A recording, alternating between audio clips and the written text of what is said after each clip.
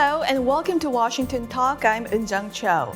The United States warns any nuclear attack by North Korea against the United States or its allies is unacceptable and will result in the end of the North Korean regime. The U.S. also warns it will use the full range of defense capabilities, including nuclear and conventional means, to defend its allies. However, North Korea continues with its saber-rattling, violating the sea border with South Korea and firing artillery shells and short-range ballistic missiles. Join us for discussions on the security on the Korean Peninsula.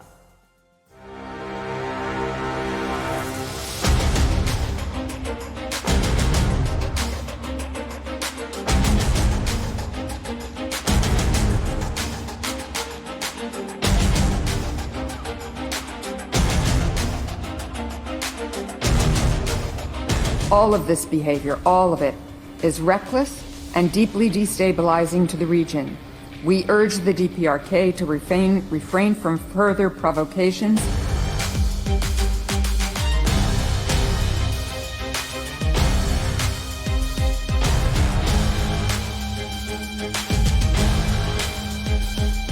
특히 3국은 북한이 끝내 7차 핵실험을 감행할 경우 전례 없이 강력한 대응이 필요하다는 데 공감하였습니다.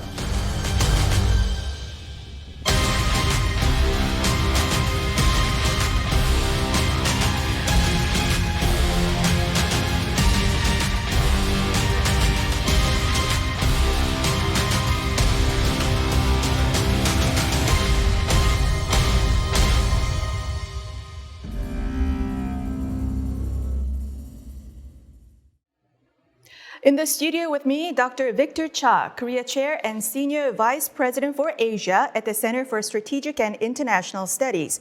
He's a professor of government and international affairs at Georgetown University. Dr. Cha was the Director for Asian Affairs at the National Security Council, and he was also the Deputy Head of the U.S. delegation at the Six-Party Talks. Dr. Cha is currently a contributor to MSNBC and NBC News. Also with us, Mr. Scott Snyder, Director of U.S.-Korea Policy at the Council on Foreign Relations. Previously, Mr. Snyder was the Director of U.S.-Korea Policy Center at the Asia Foundation. Mr. Snyder's new edited volume reviews the first decade of North Korean foreign policy under Kim Jong-un. Welcome to the program. Thank you. Now, Mr. Snyder, the Biden administration's nuclear posture review warns that if North Korea uses nuclear weapons against the United States or its allies or its partners, it is unacceptable and it will mean the end of the North Korean regime. It also said that there's no scenario under which the Kim regime can use nuclear weapons and survive. What do you make of this open and public warning of ending the North Korean regime? Well, I actually don't think that there's much new in that. I think that previous nuclear posture reviews have also included similar language. And it's really a function of the fact that North Korea has taken an illegal pathway toward nuclear status, and therefore the U.S. is trying to signal very clearly that North Korea does not enjoy the benefits of the negative security assurances that the U.S. offers to non-nuclear states under the NPT. You say there's nothing new, but isn't ending the regime a lingo that is a taboo in American diplomacy, and especially given the fact that North Korea is heightening nuclear threats against South Korea and the United States at this point? Doesn't the word carry more weight at this point?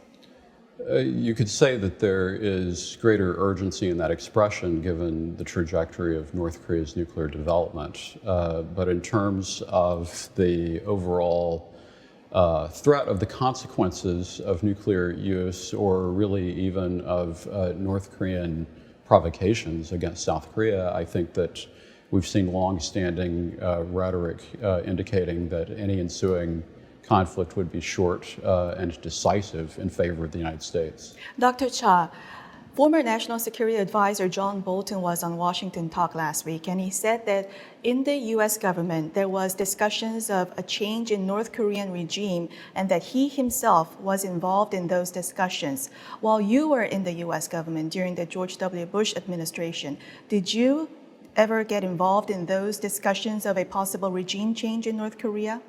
So he was saying that with regard to the Trump administration? Or He didn't specify which administration. Yeah. No, I mean, the term regime change was something that was ginned up, I think, by the press, because the way in which it was used in U.S. policy was that for there to be lasting peace on the Korean Peninsula and full denuclearization, some people thought that was only possible if the regime itself, the Kim leadership, were no longer the people who were ruling North Korea. So I don't think it was so much a regime change strategy as much as it was trying to understand what would be the conditions under which you could get lasting peace on the Korean Peninsula and full denuclearization. Some people thought you could get it through negotiations, the negotiations that I was involved in during the six-party talks, but some people thought that it was not possible.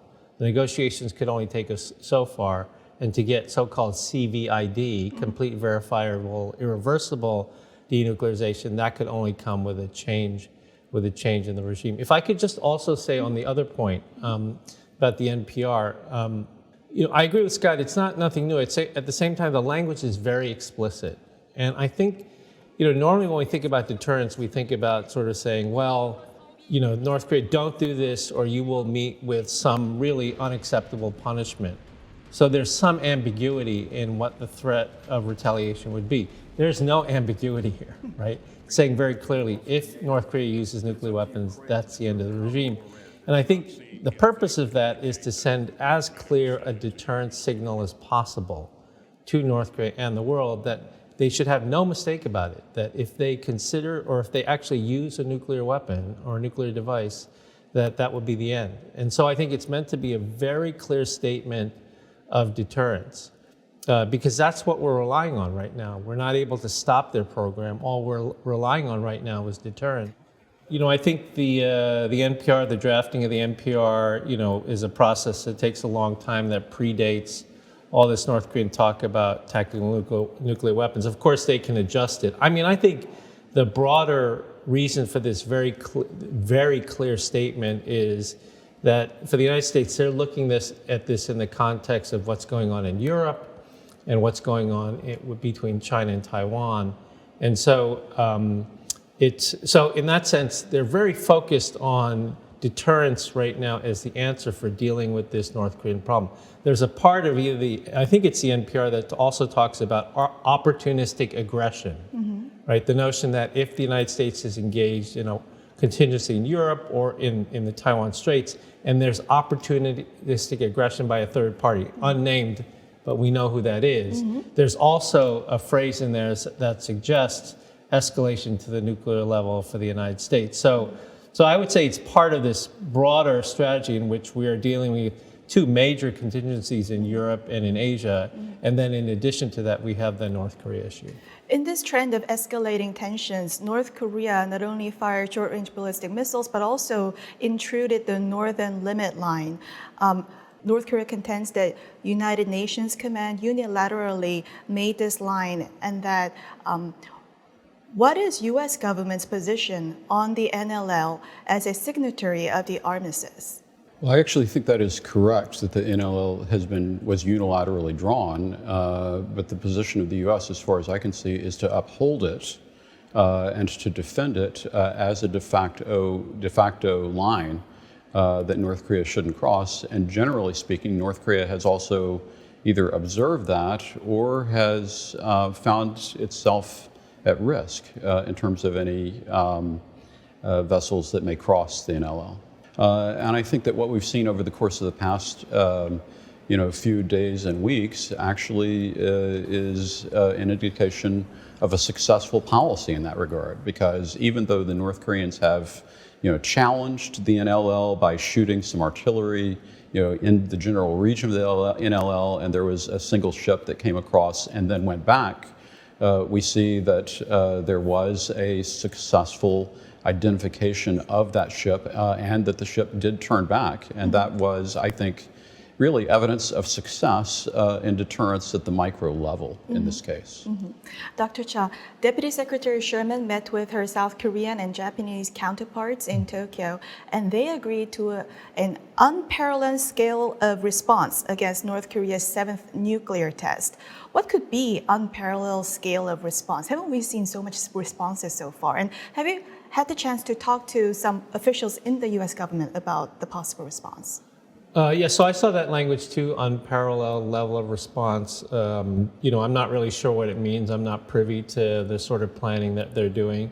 I imagine that they probably have a package of exercising and training, whether it's missile defense or other sorts of things, prepared for the next the 7th North Korean nuclear test. So, I think these meetings that took place, they're good because, as both Scott and I know, there's been difficulties in the trilateral relationship over the past 5 years, and so there's been a lot of work done on this. And this meeting and other ones like it trilaterally are for the purpose of designing what that unparalleled response would be. Like I said, I think part of it will be military, but part of it will also be diplomatic. Part of it may have to do with economic sanctions. Some of it may have to do with targeting North Korean cyber activity as well, which has been financing the weapons program. The United States government has officially stated that. Ann Neuberger, the Deputy National Security Advisor, has stated that that's the case. So I think it'll probably be an across the spectrum in many different domain responses, which I think is appropriate. It's appropriate to signal that. Mr. Snyder, Bonnie Jenkins, Undersecretary of State for Arms Control and International Security, she just said, if North Korea wants conversation, arms control talks can be an option. This is the first time that the U.S. government talks of an arms control negotiation as a possible option. Are you surprised? And what is your idea about having an arms control negotiation with North Korea? Well, I do think that language is a little bit striking, and I would want to know a little bit more about the context in which she made that statement. And I would also want to just understand whether or not that means any change in the U.S. position on denuclearization. I think it is not. But that kind of statement as a standalone does raise that question. And so the issue, I think, is really arms control. Well, I mean, the fact of the matter is that it's inevitable that as you talk about developing a process of negotiated denuclearization, that arms control could be a significant component of that. But the most important thing, and the bottom line, I think, for the U.S. government is that there's not going to be, in my view, any abandonment of the objective of denuclearization on the part of the U.S. government. So Mr. Snyder just said arms control is inevitable in the process of denuclearization negotiations, and there are calls in Washington that this could be an interim goal, the arms control and nuclear freeze. But isn't there also a chance that this could be a perpetual state, that North Korea possesses its nuclear weapons capped? So first, I think Bonnie Jenkins' statement, I mean, she's from a bureau in the State Department. Their job is to negotiate arms control. That's what they do. So I don't know if the statement was taken out of context. I don't know if it was couched in an overarching explicit elucidation of the goal, which is still irreversible denuclearization. And that arms control, as Scott said, could be part of the process leading to that. For what it's worth, I can't remember which it is, the NDS, the documents that were released, the NDS, the NPR, the MDR, one of them says very clearly the U.S. goal remains denuclearization of the Korean Peninsula. So I don't think I would not take her statements as sort of edging away from that objective. Look, I think Scott's right. You can talk about denuclearization as the goal and engage in negotiations that are about threat reduction and arms control. That can take a long time, as we've seen, whether it was the agreed framework in '94, the six-party talks, the implementation of these agreements and the ongoing negotiations to get to the next phase take years, right? And that could certainly be the case if we were ever to get into another negotiation with North Korea. So I think that is just part of the process. there's not going to be a Libya solution for North Korea. I think everybody understands, even your prior guest, John Bolton, understands that that's not going to be likely given the state of North Korea's nuclear program today. So, I would say that this goal of denuclearization and the notion of a hard-fought negotiation over capping fissile material, nuclear test ban, reducing their missile arsenal, these may all look like arms control, and people can call it what they want, but the idea is to reduce the threat from North Korea. But, there is a clandestine nuclear facility, Kangsong, in North Korea, and there are second and third such facilities. North Korea can hide its nuclear facilities. How can we verify North Korean keeping its nuclear-free agreements and promises? Well, it's the same problem we've always had with North Korea, right? And the fact that, you call Kangsong a clandestine facility. It's not that clandestine if you're able to talk about it on the news, on Washington Talk. So I think that there was always going to be a problem with verification with North Korea. In the end, the previous agreements, as we both know, they really sort of came to a halt when we got to the point of nuclear declaration and then trying to verify that nuclear declaration. That's where the talks ended up stopping. Mm-hmm. That's where the agreements kind of fell apart. And that will be the challenge going forward as well. Mr. Snyder, Deputy Secretary Sherman said that we will use the full range of U.S. deterrence capabilities to defend our allies, including nuclear, conventional, and missile defense capabilities. This line is repeated repeatedly over by U.S. officials. I saw an argument saying that because the United States never adopted a no first use policy, that Washington is actually saying that it can use nuclear weapons first to defend its allies. Is this the right interpretation? I actually would probably default to a different interpretation because we know that in the context of internal discussions on the nuclear posture review, that there were debates over the question of whether the administration should publicly state a no first use or a sole purpose policy. And that did not happen.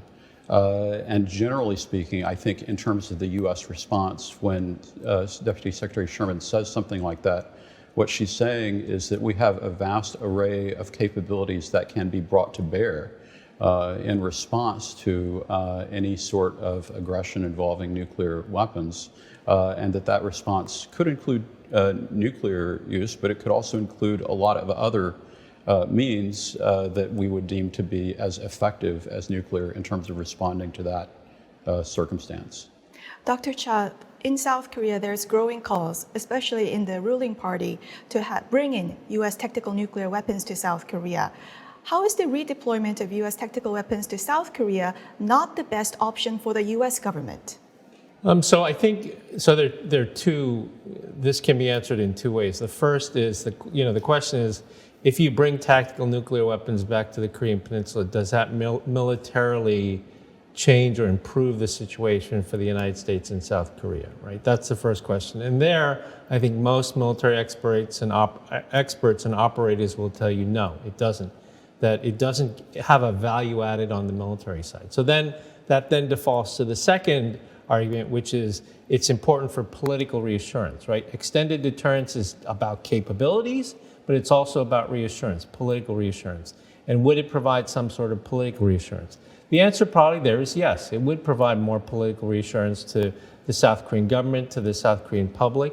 But then what would be the cost if you were to do something like that? For one, I think the Biden administration is not really interested in increasing the number of nuclear weapons in the world. This goes back to the Obama speech on nuclear zero. So I don't think that ideologically that's something that they want to do. And I think that they feel that there aren't real benefits to doing that, whereas the cost could be higher in terms of escalating the situation on the peninsula. We've had this discussion for weeks now, and I've heard so many people saying that if we have tactical U.S. nuclear weapons in South Korea, it would escalate tensions and it would even make North Korea attack South Korea more. But does that mean like countries like France or UK, they're more vulnerable because they have nuclear weapons on their soil? They're more vulnerable to a nuclear attack from another nuclear weapon state? Well, I mean, the thing, again, this question is framed as, well, South Korea doesn't have South Korea is a non-nuclear state, and therefore they may be more vulnerable to attack by North Korea. South Korea is a non-nuclear state, but they have a nuclear umbrella. They have a nuclear security guarantee. They have the full weight of the U.S. nuclear forces behind them. So it's not like they're not Ukraine, right? In the sense that Ukraine didn't, it was not a NATO ally. It didn't have a nuclear umbrella over it. In the case of South Korea and Japan, it's a completely different situation. They are military allies of the United States. They have U.S. forces on the ground in case there were ever any hostilities on the peninsula, automatically engaging the United States, and they have the full weight of the U.S. Nuclear umbrella. And the statements in the NPR, the NDS, and the MDR, which state very clearly use of a nuclear weapon by North Korea would mean the end of the regime, as well as, as Scott said, the no first use there not being a no first use doctrine. The U.S. reserves the right to use nuclear weapons first in the case potentially of opportunistic aggression or some other sort of scenario that threatened South Korea and Japan. Mr. Snyder, on this political reassurance about this extended deterrence, is there a possibility that if we have a change in the U.S. administration, the extended deterrence pledge could be weakened or could be overturned? There could be calls from the U.S. side for South Korea to increase the burden sharing, or we could withdraw the extended deterrence. Well, I think there's two aspects to that question. One is that there is a legal framework related to the Mutual Defense Treaty, but if we really dig into that, either side can pull out of the treaty with only 1 year notice. And so that, in this context, actually looks pretty weak. And then there's the issue of political assurance, and that is really about credibility and trust between allies. And whether or not there could be an anti-traditionalist who comes into office and withdraws that pledge. And I think that that has emerged as a valid concern that could emerge. And it's something that actually right now, when we're in relatively good shape, we should have deeper discussions and deeper coordination to deal with both of those tracks. I want to close with this question.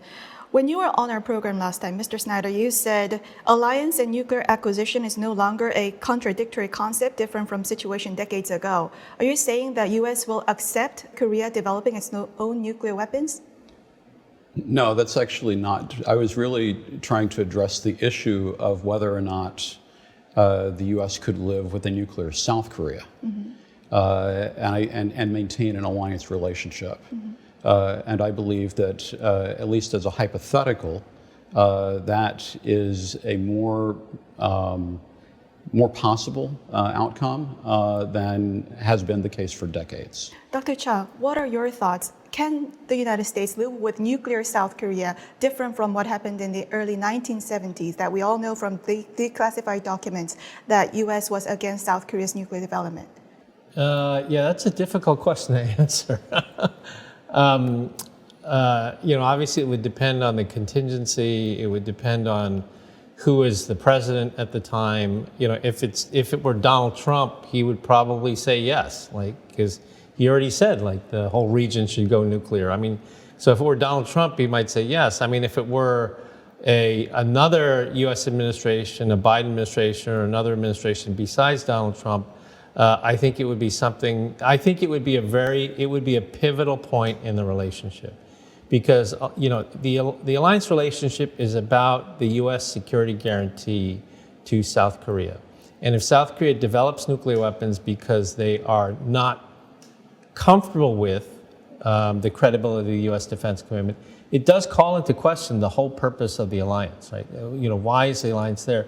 Why do we have 27,500 troops there if our ally doesn't believe that we'll defend them? So I honestly don't know the answer to that question. I think it really depends on the situation and who's the president in the United States. But it would be a pivotal moment in the alliance relationship. We will continue our discussion next time. Dr. Cha, Mr. Snyder, thank you very much for joining us. Thank you. Thank you. That's all for us today. Have a great week, and we'll see you back here next week with U.S. experts to discuss the two Koreas and the region right here from Washington.